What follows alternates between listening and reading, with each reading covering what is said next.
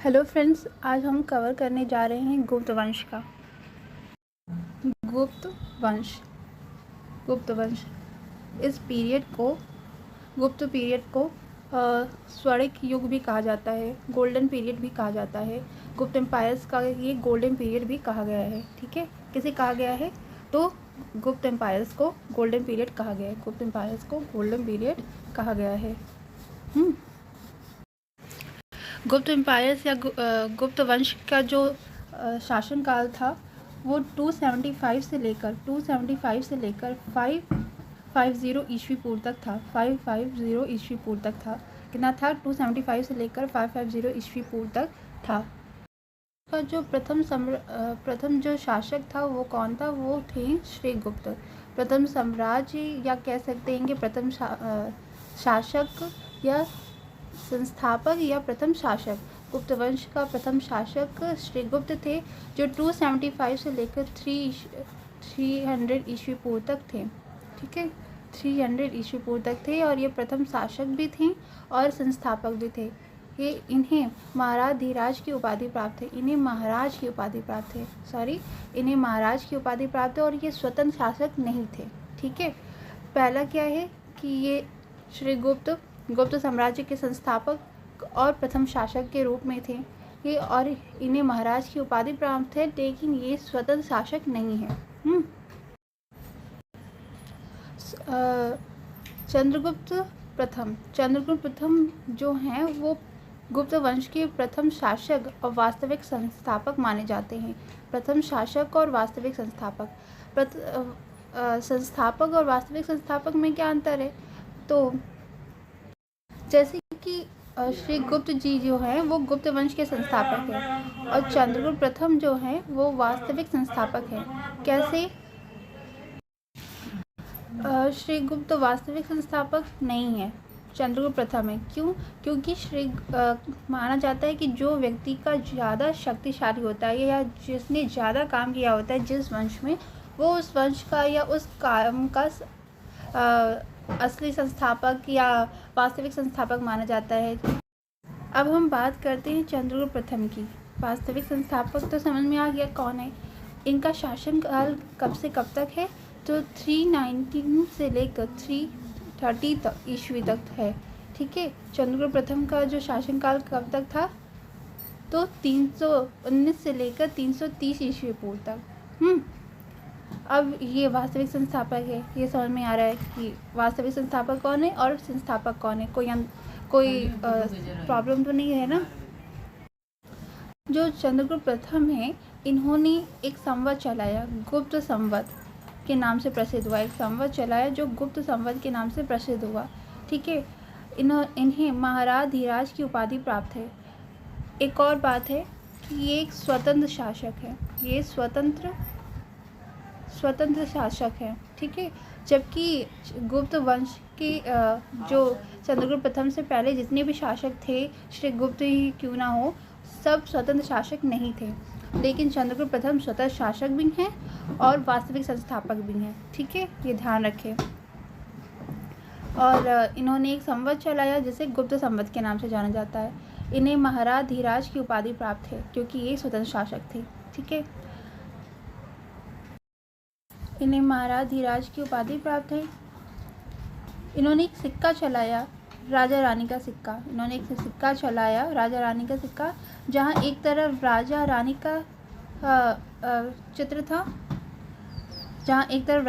का चित्र था, वहीं दूसरी तरफ सिंहवाहिनी देवी मतलब दुर्गा देवी का चित्र था। ठीक है, इन्होंने एक सिक्का चलाया। इसे कह सकते हैं कि मोहर। अगर पूछे मोहर तो आप ये भी बता सकते हैं कि हाँ मोहर। ये नहीं कि सिक्का और मोहर अलग अलग चीज़ है। ठीक है, तो इन्होंने सिक्का चलाया, राजा रानी का सिक्का, जहाँ एक तरफ राजा रानी का चित्र था तो दूसरी तरफ सिंहवाहिनी देवी दुर्गा देवी का चित्र था। नेक्स्ट पॉइंट की जो चंद्रगुप्त के उत्तराधिकारी थे वो कौन थे? वो थे समुद्रगुप्त। चंद्रगुप्त के उत्तराधिकारी समुद्रगुप्त। अब हम बात करते हैं चंद्रगुप्त के उत्तराधिकारी समुद्रगुप्त की। समुद्रगुप्त भी अपने पिता की तरह वीर थे। इन्होंने भी भी थे, बहादुर थे। इन्होंने भी अपनी शासनकाल में बहुत सारे काम किए जिन्हें इन्हें कई उपाधियों से सम्मानित भी किया गया।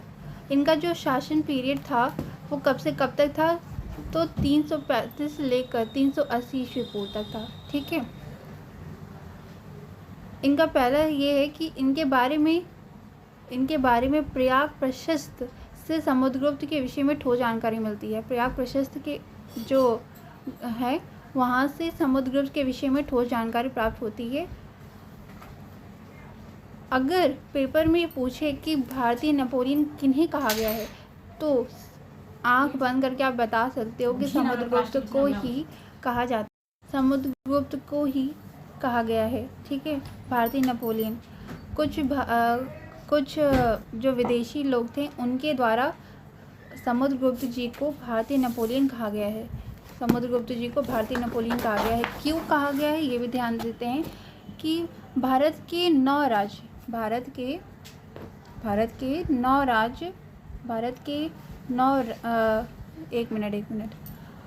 उत्तर भारत के 9 राज्य और उत्तर भारत के 9 राज्य और दक्षिण भारत के 12 राज्य और कुछ विदेशी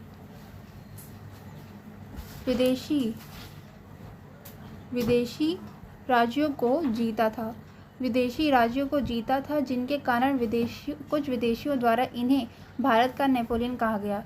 एक बार फिर ध्यान देते हैं कि उत्तर भारत के 9 राज्य, दक्षिण भारत के 12 राज्य और कुछ विदेशी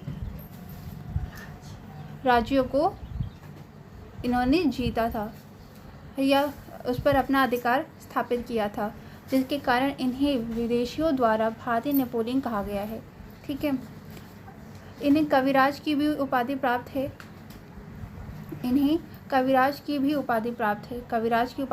है। एक सिक्का चलाया गया था जिनके ऊपर इनका चित्र वीणा बजाते हुए दिखाया गया था। ठीक है। एक सिक्का चलाया गया जिनके ऊपर इन्हें वीणा बजाते हुए दिखाया गया था और इन्हें कविराज की भी उपाधि प्राप्त है। ठीक है। और इन्हें कांच, लिच्छवी, दोहित्र, पृथ्वी बंधतो आदि उपाधियों से भी सम्मानित किया गया है। आदि उपाधियाँ भी दी गई है। ठीक है। ध्यान रखें कि इन्हें कविराज भी कहा गया है, भारतीय नेपोलियन भी कहा गया है। ठीक है। समुद्रगुप्त के विषय में इलाहाबाद का जो अशोक स्तंभ अभिलेख है उसमें भी समुद्रगुप्त के विषय में जानकारी प्राप्त हुई है। उनके शासनकाल के विषय में जानकारी प्राप्त हुई है और ये चीज़ जो है वो 335 से लेकर 375 ईस्वी पूर्व के मध्य था। ठीक है। इस तिथि को याद करना ज़रूरी नहीं है, लेकिन ये ध्यान रख सकते हैं कि इलाहाबाद का अशोक स्तंभ अभिलेख में समुद्रगुप्त के विषय में जानकारी है, उनके शासनकाल के विषय में जानकारी दी गई है। ठीक है। अब हम बात करते हैं चंद्रगुप्त द्वितीय, जिन्हें विक्रमादित्य की उपाधि से भी धारण किया गया है। इनका पूरा नाम इस तरीके से लिया जा सकता है कि चंद्रगुप्त द्वितीय विक्रमादित्य द्वितीय। अब इनका जो शासन पीरियड था वो 380 ईस्वी तक था, मतलब 380 ईस्वी में सत्ता संभाली इन्होंने। ठीक है। इनकी जो माता हैं उनका नाम दत्ता देवी जी था। इनकी दिग्विजय इन्होंने कहाँ विजय प्राप्त की, तो गणराज्यों पर विजय प्राप्त की, संघ छत्रों पर विजय प्राप्त की, पूर्वी प्रदेशों पर विजय प्राप्त की और वल्लीकों पर विजय प्राप्त की, दक्षिण भारत पर विजय प्राप्त की। चंद्रगुप्त विक्रमादित्य के नाम से प्रसिद्ध है, जिस कारण इन्हें चंद्रगुप्त विक्रमादित्य के नाम से भी प्रसिद्ध हैं। ठीक है। अब हम बात करते हैं गुप्तकालीन प्रमुख मंदिर। गुप्तकालीन के प्रमुख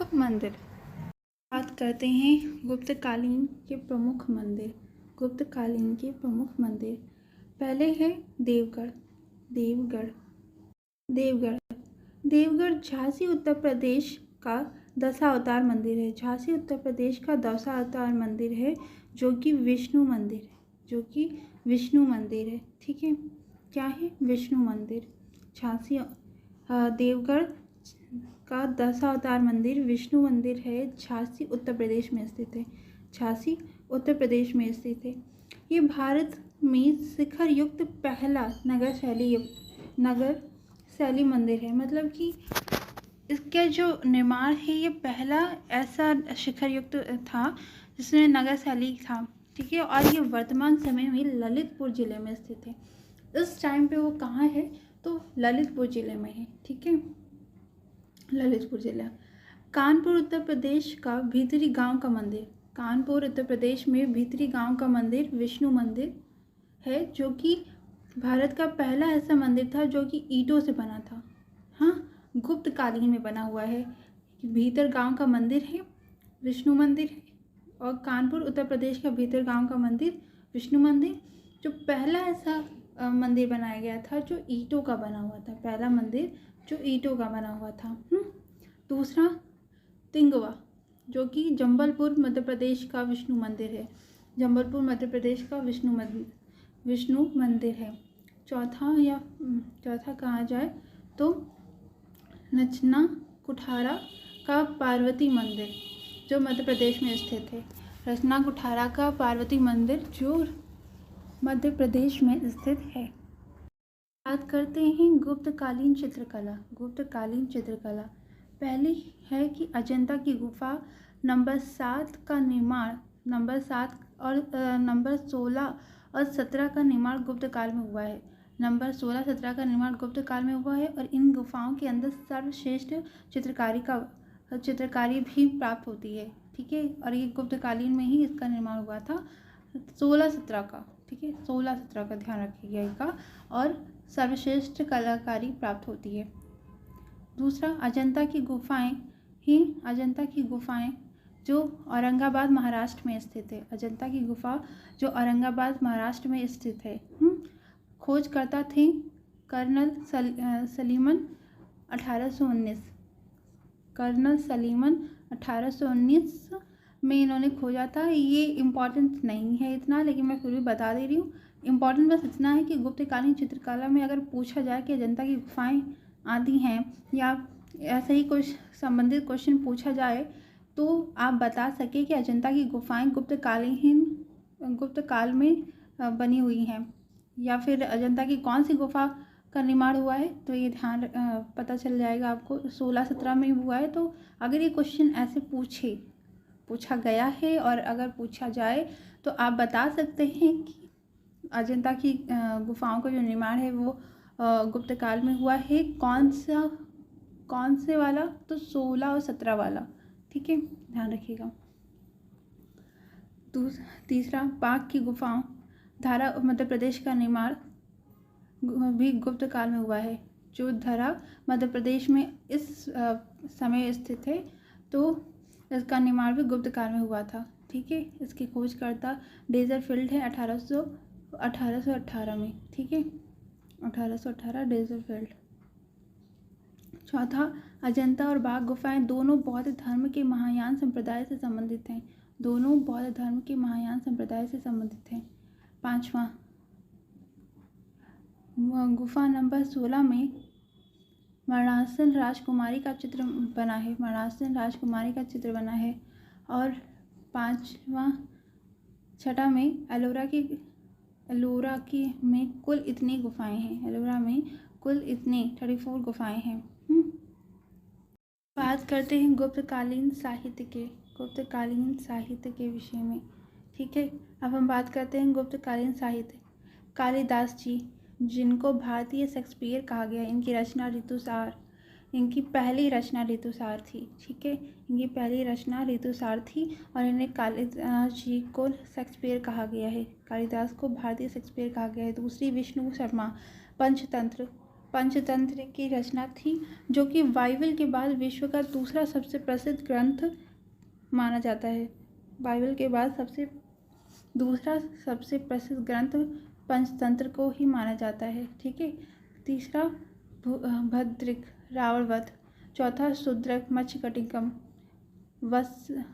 वत्स्यायन कामसूत्र, लिखा है इन्होंने। गुप्तकालीन खगोल शास्त्र एवं विज्ञान के विषय में जान लेते हैं कि उस समय के जो शास्त्र थे, जो विद्वान थे, वो कौन थे, इन्होंने क्या क्या किया है। तो पहले आर्यभट्ट ये प्रसिद्ध गणितज्ञ थे। साथ ही इन्होंने दशमलव प्रणाली का आविष्कार किया।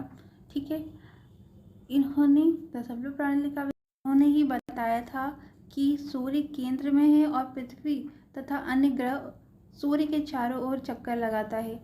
इन्होंने ही बताया था सर्वप्रथम। दूसरे बाहरमीर प्रसिद्ध खगोल शास्त्री थे। ठीक। तीसरे बृहगुप्त पृथ्वी वस्तुओं को अपनी ओर आकर्षित करती है।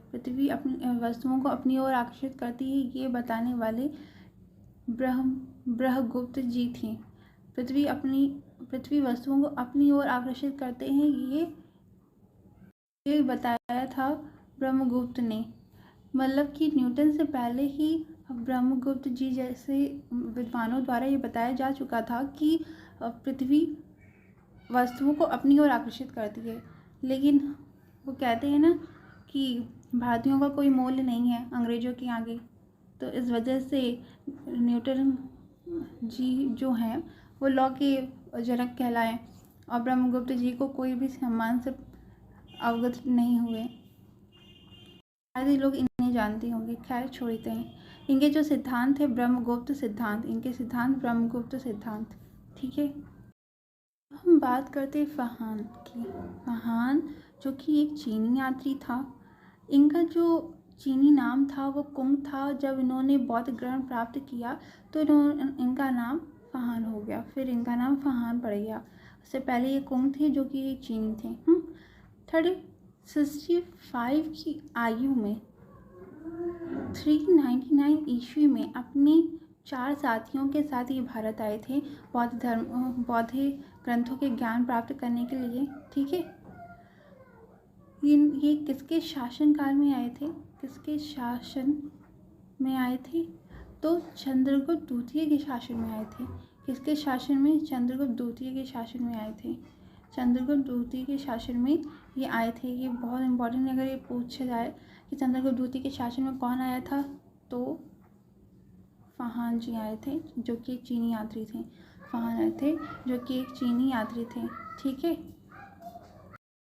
इस वीडियो के माध्यम से गुप्त साम्राज्य के विषय में सब कुछ डिटेल से बताने की पूरी कोशिश की है। आशा है आपको पसंद आएगा। प्लीज़ इसे सब्सक्राइब करें